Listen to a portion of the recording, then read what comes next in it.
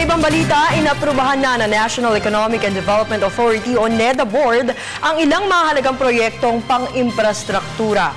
Ito ay sa pulong ng naturang board ngayong araw sa pangunguna ni Pangulong Aquino. Ang detalye sa ulat ni Rocky Ignacio.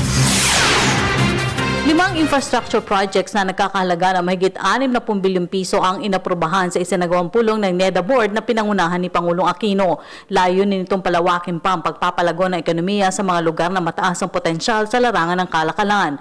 Una na dito ang 28 bilyong pisong National Improvement and Management Program Phase 2 ng DPWH.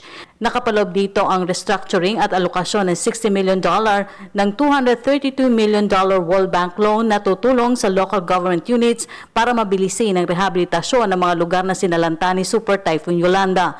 Ang Balog-Balog Multipurpose Project Phase 2 ng National Irrigation Administration na 13.4 billion pesos.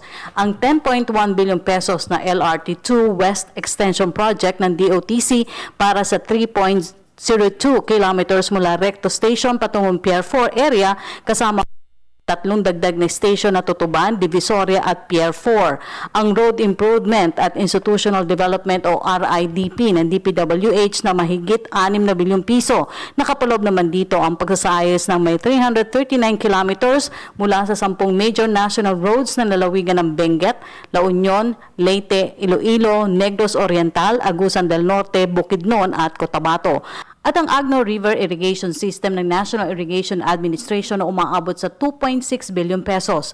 Ang pagpapalakas sa mga proyektong infrastruktura ay isa sa mga pangunahing hakbang ng administration para tiyakin ang pagtamo ng inclusive growth sa bansa. Para sa Telebisyon ng Bayan, Rocky Ignacio.